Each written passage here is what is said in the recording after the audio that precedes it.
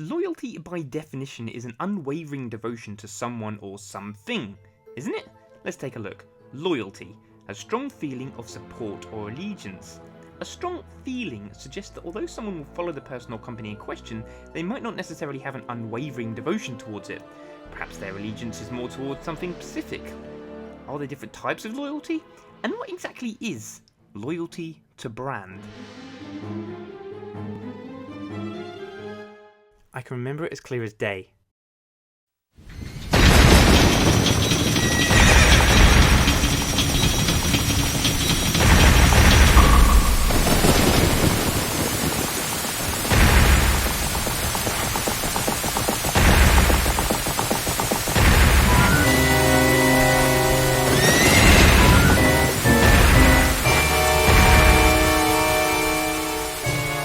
I'd never experienced a game like this before, and I had no idea the lifelong lasting impressions it would leave. What followed was a cascade of events.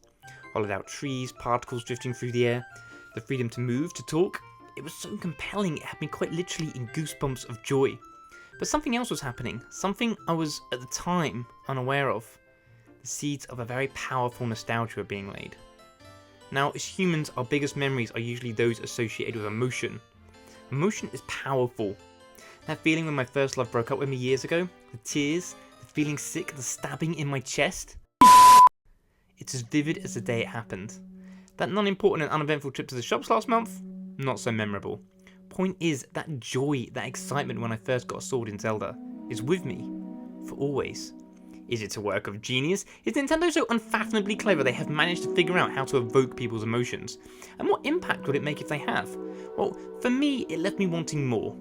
Zelda was such a rich, detailed and heavily immersive experience, it completely pulled me in. I wanted every heart piece, to visit every little bit of Hyrule Field. I couldn't get enough. And when it was done, I played other legendary titles, like a drug, looking for that same feeling of euphoria, and in turn, falling for them as well. I was starting to see the same characters again and again, and started to get attached to them, like characters in a book. I'd taken Link across the vast plains of Hyrule Field, Mario through a giant clock, and circumnavigated Fox McCloud through the far reaches of space. I'd spent hours upon hours in the shoes of these characters. I knew them. They were like family to me.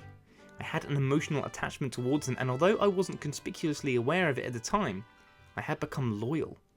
Loyal to Link, loyal to Mario, loyal to Fox McCloud, loyal to Nintendo. But what does it mean? Isn't it bad enough Nintendo managed to draw out my emotions? But to make me loyal? Loyal? Dogs are loyal. They do whatever their masters want. Was I to be Nintendo's bitch?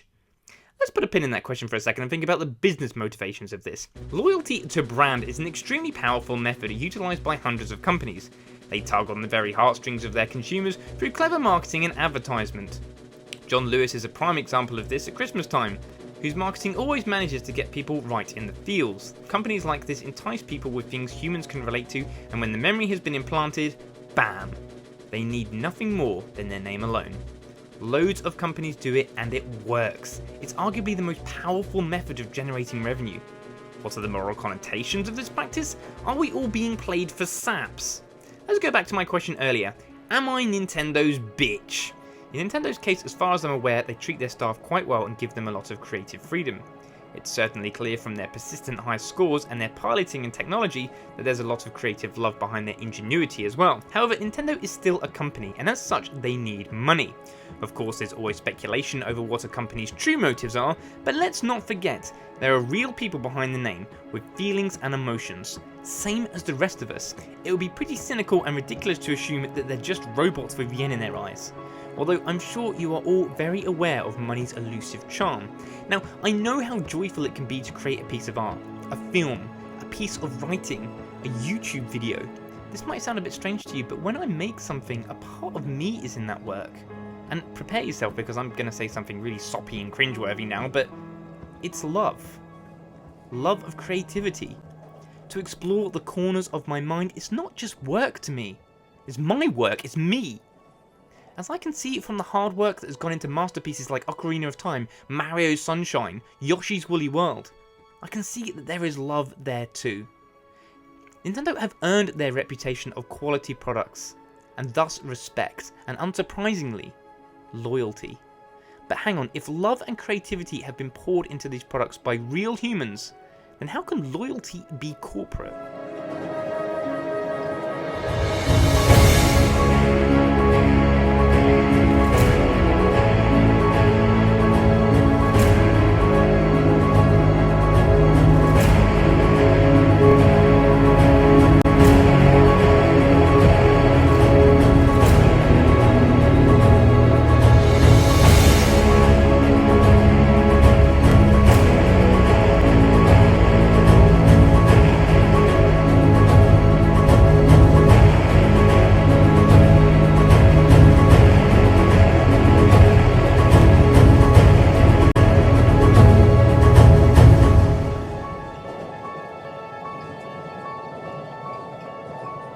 Let's once again put a pin in the question and come back to it, because I want to remind you that Nintendo, as with all companies, is not all sunshine and rainbows, because this is real life after all. There are people that work at Nintendo that are creatively minded, and others who are more concerned with the financial gain. And as such, there's plenty of examples of Nintendo being jerks as well as creative geniuses. In 2002, Nintendo were fined over £90 million for price fixing their products between 1991 and 1998. They content ID YouTubers using their material under fair use, and Amiibo's festival is blatantly a total cash-in ripoff. So what are we supposed to think at this point? We've got human beings pouring their love into their work, and we've got the corporate structures housing them as well. Companies are a blend of both creativity and business. It's like a perpetuating contradiction, because Nintendo is not just one entity. It's made up of many different segments. Perhaps it would be more appropriate to pledge your allegiance to a constitute instead. My advice, don't love the company per se, love the creators within the company, because behind every game is a human being, or a group of human beings. And at Nintendo, there's Shigeru Miyamoto, Takashi Tezuka, and we shall never forget the wonderfully talented Satoru Iwata. Real people, real emotions, real feelings. So should we be loyal? Or is that another way of saying that we're the same as being a deluded fanboy? A cog in a corporate machine? To better understand this, I want to hand you over to Jonathan, who has highlighted this issue in one of his previous videos. Hey everybody, it's Jonathan from Homemade Gaming, and as someone who owns a Nintendo-oriented channel, you can imagine the amount of extremely passionate fans I had to deal with regularly when I upload a video. Even as a fan of the company myself and their nostalgic titles, I don't hesitate to call out Nintendo for manipulative business decisions. For example, Animal Crossing Amiibo Festival, you can literally play this piece of shit with your eyes closed. There's little to no strategy or skill, making it hardly even classified as a video game. So I just had to make a video about it. Naturally, that video got some extreme backlash from passionate fans, even though this incredibly uninteractive game was priced at $60 because it came with 2 amiibo. To truly understand a serious case of fandom, you really need to be inside the mind of a fan yourself, because from their eyes, the thing they like is better than the thing anyone else likes. The company can never be wrong. They are absolute because they think so, and because they bought the console, therefore they're smarter than you. In reality, fandom to me isn't devotion towards a company. It's a battle between people's pride, a battle to justify who made the smarter purchase. And you know what? Companies have no problem influencing this chain reaction of conflict. As evil and manipulative as this business practice seems, these extreme cases of fanboys secures a company's success greatly, and one must truly understand the stride to succeed as a company. As Jonathan says, there's a difference between being a fan and a fanboy. So where does that put a loyalty exactly? I hope he doesn't mind me doing this, but let's use Chadtronic as an example. The Amiibo melting creeper wrestling cape wearing comedian is a popular YouTuber whose videos are of a very high standard. The script, the lighting, the composition, the editing, that cape, the execution, it's hard, laborious work, and it takes time. In December, he posted on Twitter his collection of Amiibos with the tagline, "I am an adult." This is a good example of someone who is loyal to the creative side of Nintendo, but has enough self-awareness not to be deluded by its corporate counterparts. He might jokingly beg to differ, but check out his review on Amiibo Festival. He's clearly and astutely aware that there are a lot of Animal Crossing fans on his channel, which he creatively caters for in the first 5 minutes of the film. However, he doesn't yes-man people over to his own opinions. This is an example of loyalty to creativity. He recognises when something is not of standard, and so does not have a blind loyalty to brand. He likes Nintendo but won't blindly buy whatever they produce. The fact he's self-aware means he's more relatable and likeable. So let's go back to that question I asked earlier. If love and creativity had been poured into these products by real humans, then how can loyalty be corporate? As I've already touched on, there's two types of loyalty. Loyalty to creativity is loving the products for the quality and joy they bring and appreciating them for the love and art that they are, recognizing human creation. Loyalty to brand or corporate loyalty is where people blindly follow and defend whatever a company says or does, whether it's justified or not. And because the two are heavily mixed up, it's easy to fall into a corporate trap. Look at Sonic. If people gave up on him from a creative standpoint, he would be long gone, but because of loyalty to brand, people stick with him and give him chance after chance after chance, or rather give Sega chance after chance. I love the Blue Blur myself, and I've seen how awesome he can be, so it particularly annoys me when lazy, deadline-hitting decisions have wasted good opportunity to utilise what was once a respectable brand. Quite simply, this is an example of a company, or rather people, with money more on the forefront of their minds than the creativity.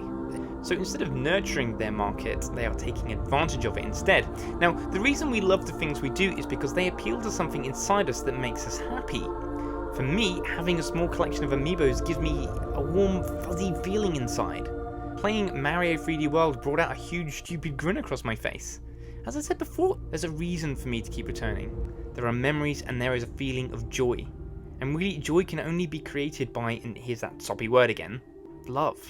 And love is human, not corporate, and so by default, the only reason that those feelings of loyalty are surfacing is because of the real people who have put their love into these characters, into these worlds, into these stories. Of course there's loads of corporate packaging between us and them, but once you tear that away, there's in a strange and philosophical way a connection between their creativity, their work, their imagination, and yours. And that's amazing. And that's where the loyalty is deserved. If the creativity and love isn't there, then you're left with loyalty to brand. You should love the characters that are created by imagination and creativity, by humans. The corporate part is the heavy price tag, but it's worth it for the love that has gone into the product's creation. If there's a high price tag on stuff without love, you'll be able to tell. As humans, we don't give out loyalty away so easily. So when you do, make sure you're pledging your allegiance to simple common sense.